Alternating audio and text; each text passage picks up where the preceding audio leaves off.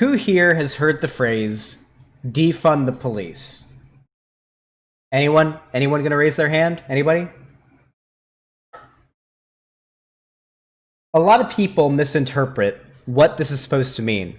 Does it mean just defunding the police, taking money away from them, making it so they don't have the resources to do what they need to do? What does it mean to defund the police? Well, allow me to explain. To defund the what people mean generally when they say defund the police is take resources dedicated specifically to law enforcement and reassess reassess and redistribute where those funds should go. For example, one may argue that we should defund the police and redistribute their funding to something like the fire department in a time where there is an issue, like, I don't know, rapid onset, like fires, where fires are the problem, right? You wouldn't send the police to go shoot at a fire, right? You would send firefighters, so you should fund them more so they have the resources to do what they need to do.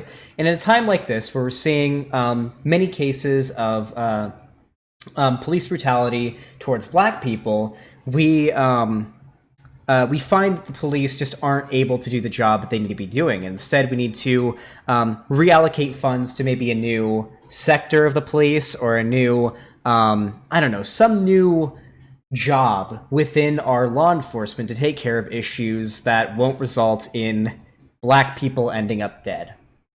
That's more or less what the argument... Yeah, what if the fires are Black, though? That is true. Then you do need the police. It's true.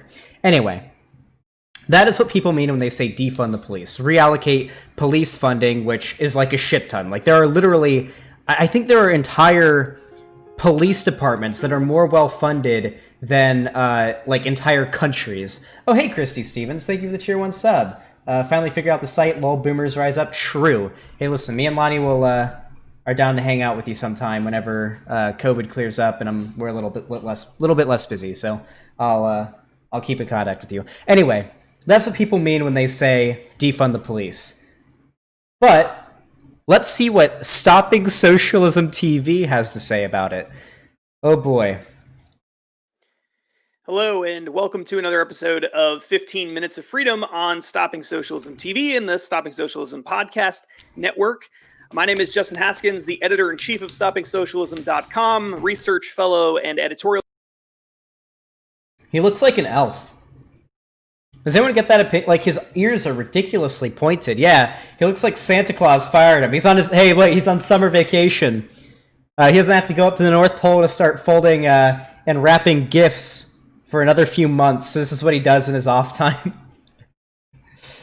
Wait, if he's an elf, why would he work for Santa Claus? Isn't what Santa Claus does basically what they think socialism is, giving people free shit? Isn't that what Santa does? Yeah, he's more of a hobbit, yeah, maybe. Director at the Heartland Institute and columnist at Fox News and foxbusiness.com. Today's topic is an incredibly important topic. It's just incredibly important. It's sensitive. Okay, move it on. For those of you who have been following me for a long time, for those of you who have been following what Donald Kendall and I and others here at the Heartland Institute and Stopping Socialism have been doing, you know that we care very deeply about human rights. You know that we're not... Really? Stopping Socialism TV cares about human rights.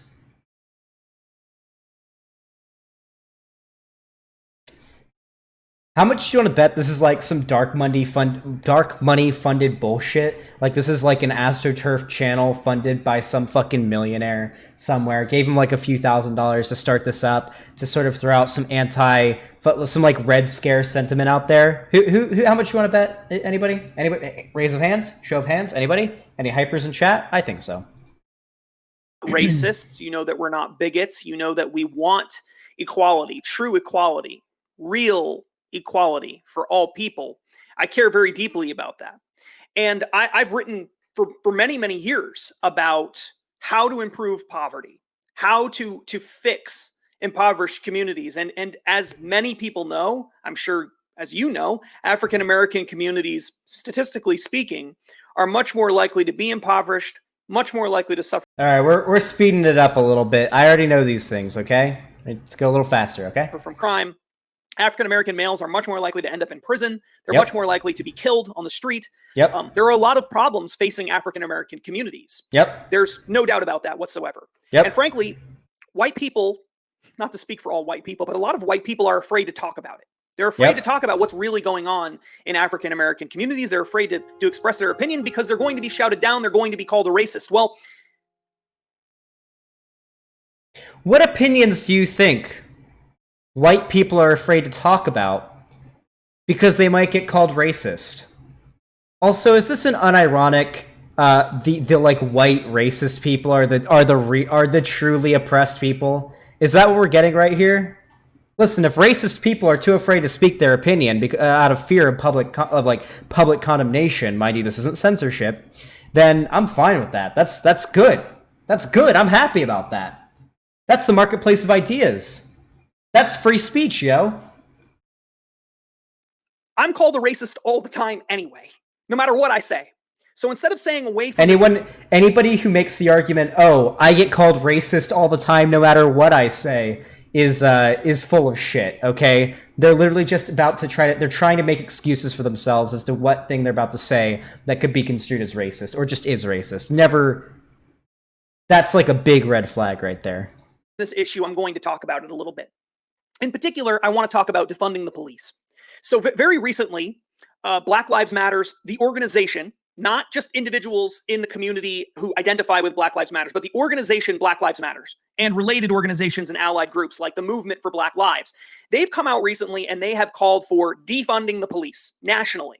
Some local Black Lives Matters organizations, like Black Lives Matters in Philadelphia, they actually have a timetable. They want to complete it. Oh, guess what? The Philadelphia, how much was it? Let me check something really fast. Let's look at something. Hold on, let's see.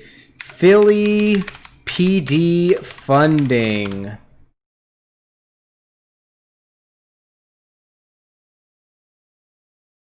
So they had a budget defund of $33 million. Let's see how much top increasing in general benefits. No, that's not what I'm looking for. Police funding compared to countries. It was a really cool graphic that helps illustrate this. Here we go. Let's see. There is the total police spending of different states or different cities, right? New York City, it's $5.61 billion.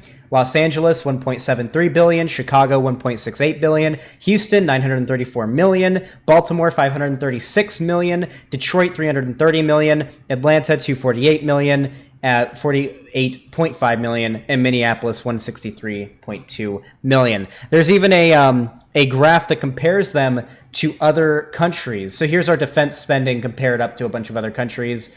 Whew, pretty crazy. Where's the one that compares police precinct budgets and entire countries? Fuck, there was a really good graphic. Does anyone in chat have it? It showed that it showed the budget of the Philly Police Department having more than the entire GDP or whatever of Uganda or Guam or something. I don't remember. It was something like that. Some small country. There are entire countries out there who are worse funded and have less money than our best funded police departments here in America. I think we can afford to reallocate some resources towards particular units that may be more specialized to deal with particular issues, rather than sending fucking cops to a scene where there's somebody who, okay, people who have some level of mental disability are very likely to deal with police violence, because they may not be able to comply with the orders of the police, and police are fucking insane, will just fucking shoot them or beat the shit out of them in response. We need different sections of our police departments that are funded, trained, and capable of dealing with very particular issues. You can't send cops to a fucking fire and no firemen. You need to very specifically tailor your units to particular jobs. That's what they mean when they say defund the police. Get rid of the police in just a 5-year period. Did his, like, sound just fucking die there? Oh, you found it? Oh, yeah, here it is. This is a pretty good image. It's on Reddit, but it's true. Here it is. The American police military. So, oh yeah, compared to military, okay? So, NYPD, $6 billion, the equivalent of Ukraine's military budget. The LAPD, $1.7 billion, equivalent to North Korea's military budget. The Chicago PD, $1.7 billion, the equivalent of Iraq's military budget. Houston PD, $964 million, the equivalent of Uganda's military budget. And Philly PD, $760 million, the equivalent of Venezuela's entire military budget, which is only $28.8 million. Or sorry, their population is only 28.8 million, while the population of Philly is only 1.5 million, I should clarify. It even shows, like, the comparison in populations here, as you can see. So it looks like maybe they can afford to reallocate some of their funding to other areas. It's on Reddit, but it's true. I mean, you can look up the numbers. This is just a compilation of the numbers that are public. I mean, we can look up... Here, let's do it. Houston PD funding. 5.1 billion budget. Oh wow, it's even higher. Oh no, hold on. 964. Oh, there it is. 964 million in the fiscal year 2021. So that's technically this year is how it counts. So yeah, so that's true. All right, let's see. Uganda. What is Uganda's military spending? Uganda military budget 933. So it's actually less. It's close, but even less. Hey, listen, guys. Nope. Hey, you got me. It's off by a few million. And the actual number makes my point sound even better because it's more funded than Uganda. Or equal to... Yeah, it says equal to, so I guess it's technically wrong. Anyway, it's a pretty good way to visualize this. You got the knuckles. You done the way. Anyway, let's continue. They say that this is necessary, that this is essential, because the police is fundamentally a racist institution. Systemic racism. It's fundamentally racist. It's rotten to the core. We have to get rid of it. That's what we're being told. That's what we're being told by Black Lives Matter. No. Well, yes, but no. Well, yes, but actually no. Okay. What is systemic racism? This is what systemic racism isn't. Systemic racism is not everybody in the system is racist. Everybody is pushing for some anti-black blah, blah, blah. That is not what systemic racism is. Systemic racism takes into account purely, for the most part, the outcomes of the system. If we're living in a system where black people are massively, disproportionately negatively affected by policing, by poverty, and so on, then it may be worth considering the outcomes of this system possibly being racist. That's all it is. That's all it is. Black people are more likely to be poor due to systems that are still in place. Black people are more likely to face disproportionate sentencing and policing. And this harms them way more than white people. That's all it is. That's what they mean when they say systemic racism. It's not that everybody involved is fucking racist. Now, again, I'm not talking, what I'm about to say, this is not directed toward everybody who identifies with Black Lives Matter. It's not. I believe that there are reforms that are necessary to improve African-American communities, to improve all communities, but especially people who are in poverty. Here's the virtue signaling. The system that exists today is not a good system. It traps people in poverty. It doesn't help people get a hand up so that they can get out of poverty. It traps people in them. That's the system that we have today. Okay? A lot of reforms are necessary. They're needed. I'm not saying we should just do nothing. I'm not saying that there aren't police reforms that we could make. There are. I think no-knock raids are absolutely terrible. I don't think we should have... That's literally what defund the police means. Oh, yeah, sorry about that, guys. That's literally what defund the police means, though. Defund the police literally, specifically refers to reallocating their resources to other, like, departments that would cover different things and have very particularly specialized jobs. It's part of police reform. No-knock raids. I think police should wear body cameras, both for their own defense and for civil liberties reasons. I believe it's important to hold people accountable who break the law, whether they're police or they're private citizens or they're corporations or whatever. If you break the law, you should be held accountable. And I think that body cameras might help that. With all that said, the movement to defund the police in this country. Is this Tim Pool's brother? Am I the only one getting like massive Tim Pool vibes from this dude? Am I wrong here? I feel like I'm getting massive Tim Pool vibes. Yeah, it's Tim Pool's brother, Pim Tool.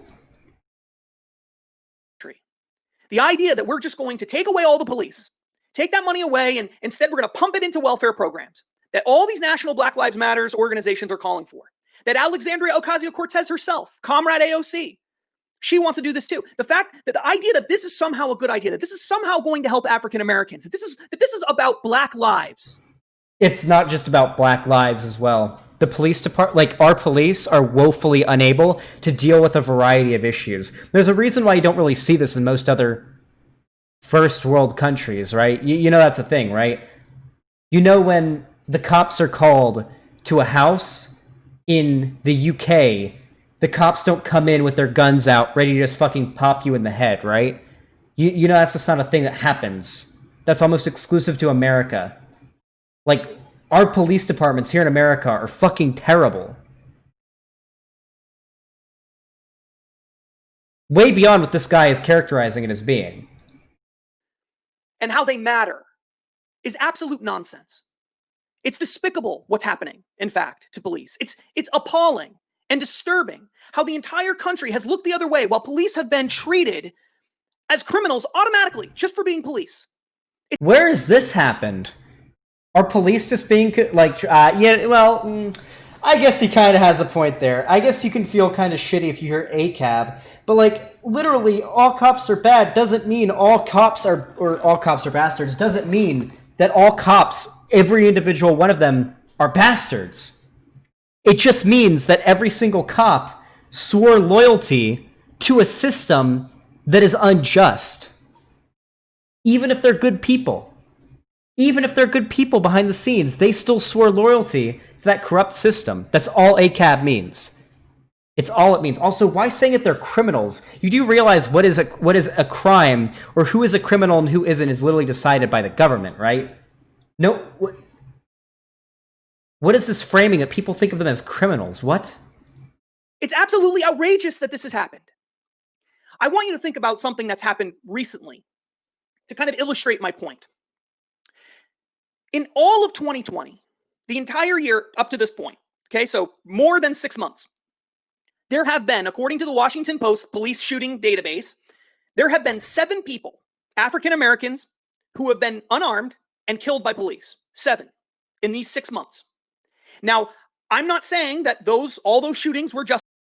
When we talk about disproportionate policing and the harm of police brutality on Black people, we aren't talking, well, for one, yes, it should be 0, but even if that was if that's the case, I'll go with what the argument he's making here is. What he's doing here is he's drumming up police brutality to just be like cops killing unarmed Black people. If you narrow it down to that, yeah, sure, it doesn't sound that bad. Yeah, if you nail it down to just like cops killing random unarmed, like innocent Black people, yeah, it only happened 7 times this year. Like, God, jeez. Only 7 unarmed Black people were killed by the police this year. Jesus. Also, yeah, shot, so it does narrow it down a little bit more. But regardless, when people like me or people like in BLM talk about police injustice, we're talking about the system that they enforce. The disproportionate policing of Black neighborhoods, disproportionate sentencing of Black people within the courts. These are all not debated anywhere.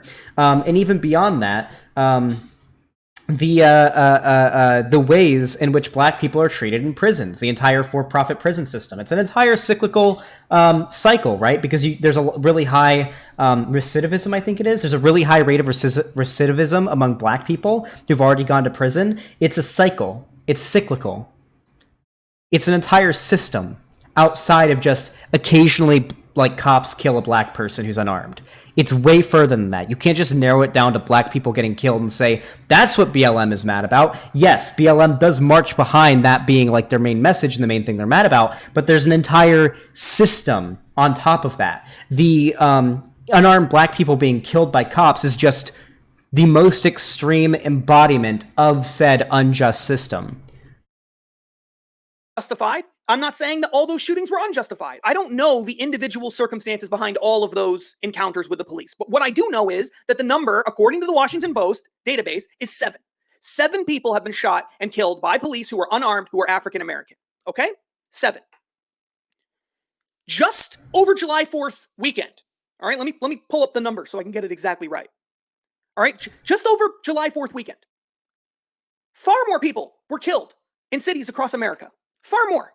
In Chicago alone, from June 29th to July 5th, that week, that covered July 4th weekend, from June 29th to July 4th in just Chicago, or July 5th in just Chicago alone, 4 times more black people, or 4 times more people, not necessarily black people, 4 times more people were killed in just that 1 week than the number of black people who have been killed, unarmed black people who have been killed by police in all of 2020.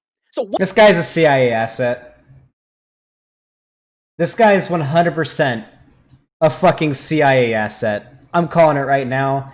He was set to do this by the fucking US government. It's coming. This guy literally started the video saying, "Oh, the police are bad, blah blah blah," or no, not the police are bad. Killing black people is bad. The black people have it bad. The police have done a lot of bad stuff, blah blah. But now is literally doing whataboutism. Like, well, more people died in the last 6 months or in the last 6 weeks from this, and they like, what the fuck are you talking about? You realize we can acknowledge one problem while still acknowledging that there are other issues, right?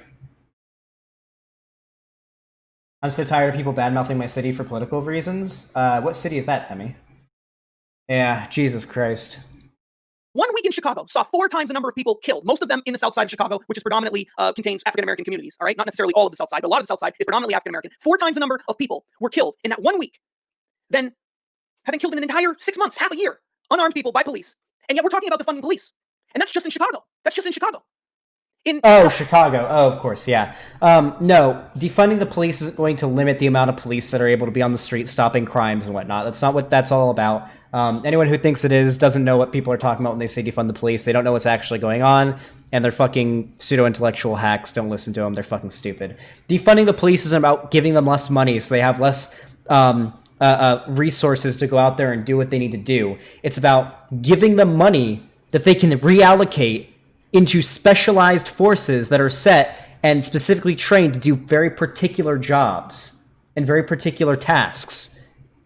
Having the same fucking trained cop, you don't send normal cops to a fucking like a bomb threat or something. You send it to a SWAT team. In the same way, you shouldn't send cops to family disputes and domestic violence disputes. You need to have very particular people trained and specialized in this very particular job for these specific cases. A whole host of cities over the July 4th weekend, we saw a massive number of people who were killed, a massive number of murders. These are not police officers killing people. These are criminals, gangs, drug dealers, other criminals killing innocent people. There were, for example... Hey, you know how we deal with drug dealers? Hey, you guys want to know how we can deal with these criminal gangs killing people in Chicago? You want to know how we can deal with that way better than just, like, having a militarized police force that does nothing to solve the issue? Decriminalizing drugs. If you decriminalize drugs, these gangs have no way to make money.